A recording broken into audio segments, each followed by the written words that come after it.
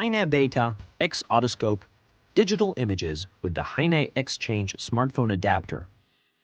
You will need for the setup HEINE Allspec Tips Exchange System Smartphone Adapter, Beta X Otoscope, suitable phone case, and smartphone.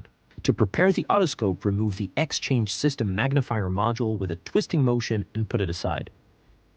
Take the smartphone adapter and insert it with a twisting motion until it clicks into place. Place a tip on the otoscope, select a tip size that works best for your patient. Switch on the otoscope illumination with the middle button and check which of the two light intensities you prefer. Attach the smartphone to the magnet of the smartphone adapter.